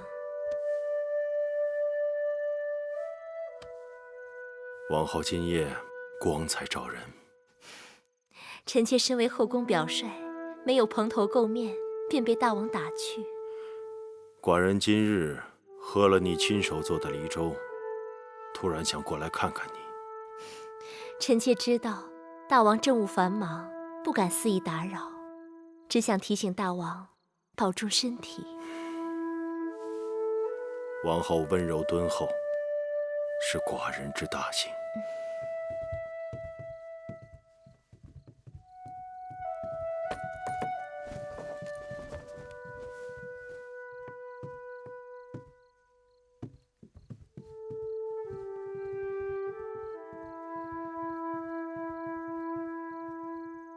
如今王后也会了读心术了。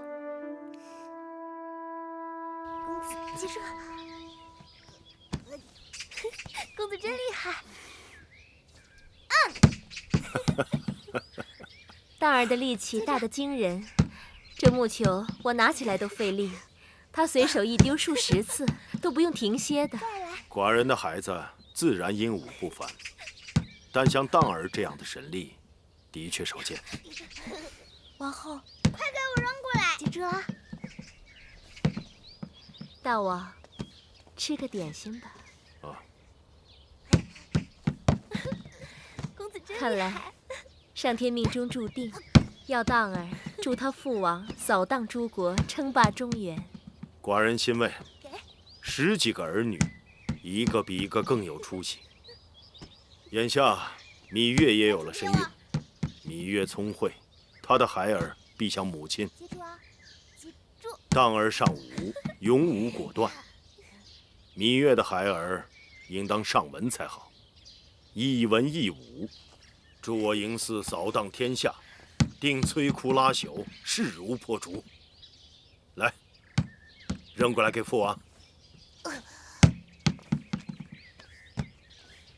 来，接着。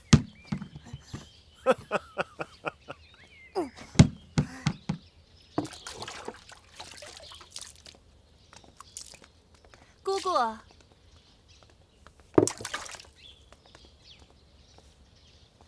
王后可在殿中？王后去看望芈月了。唉，王后真是体恤宫中姐妹。就说那芈月怀孕，王后隔3差5的就往西偏殿跑，如此精心呵护，我看着都眼红。是啊，那芈月若知个好歹倒也罢了，就怕她不知好歹，辜负了大王跟王后对她的一片苦心呢。姑姑此话大有深意。你们退下。是。你没听说呀？那楚国公子黄歇并未葬身山崖，如今又到咸阳城来寻芈月了啊！就住在雍瑞大人的府中。当真？芈月荣光后宫，如今又怀有身孕，她可知道此事？知道又能怎么样啊？这宫墙高大，他们俩想要见一面，只怕也是不容易。可那黄歇前来咸阳寻芈月，怎肯罢休？可不是啊，幸亏有这宫墙隔着，要不然他们2个人干柴烈火的。哎呀，奴婢多嘴了，此事干系重大，夫人还是不要打听的好。对，姑姑说的对。那我先回去了。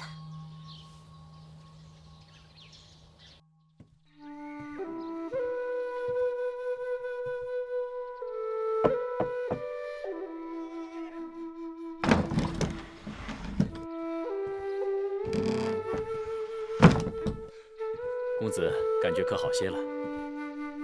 在下言语失德，举止无状，让雍公子见笑了。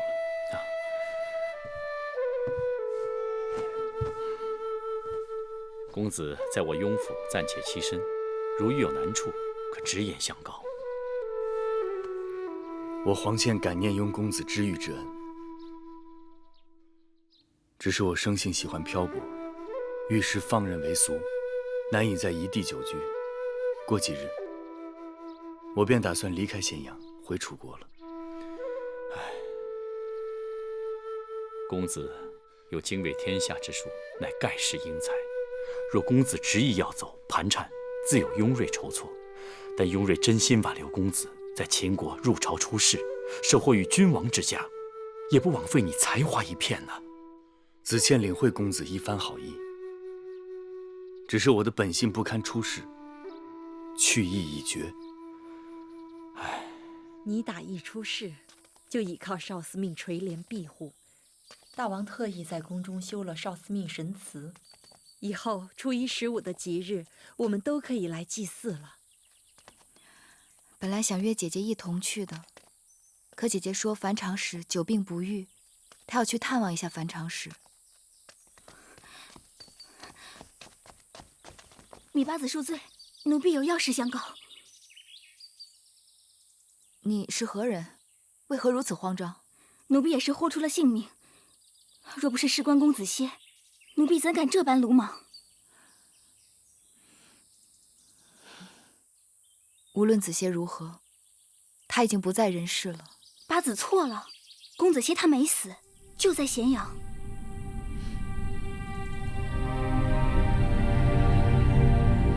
不，你在胡说！我亲眼见到子歇，他掉落悬崖，我还去他葬身之处寻找，可有见到他尸身。如今他寄人篱下，改名换姓，只是苦于无法联络到八子。你是何人？怎知不是狂女？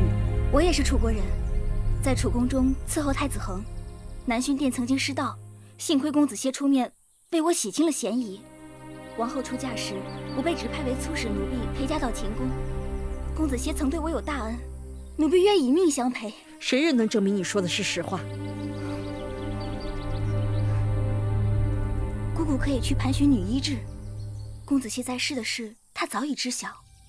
公子歇还曾经托他带书信给八子。这里不是说话之地，过几日我找机会再与八子联络。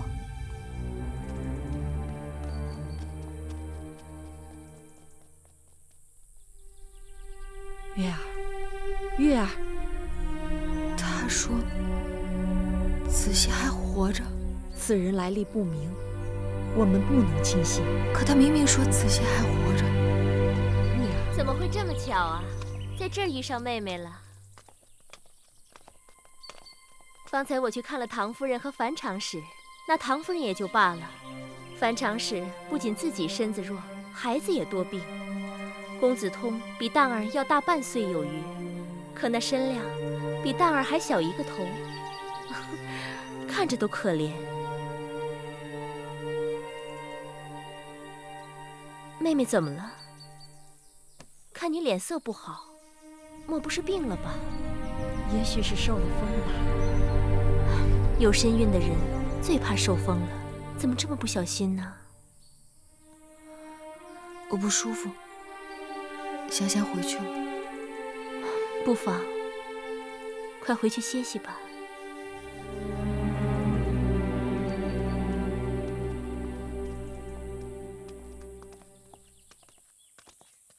我今日一早看见他还好好的，怎么说病就病了？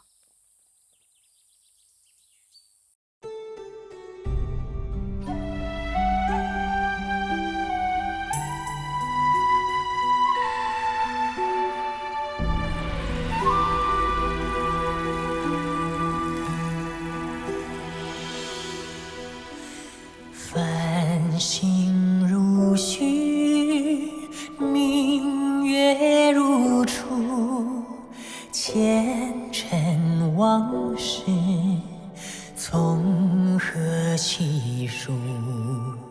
心有情丝万千言书，却剩得一缕孤独。春花开谢，秋草又枯，盛衰荣辱，如何细数？泥水暖，渭水寒，换不回一人如故。尝尽悲欢离合人间苦，却怎么咫尺天涯陌路？去心诉，是一度，去情再相负。愿为你平静柔情傲骨，望尽相思红颜凋零处。只愿与你朝朝暮暮，爱如星，恨如骨，生死再相负。愿为你永生永世守护，愿为你永生永世守。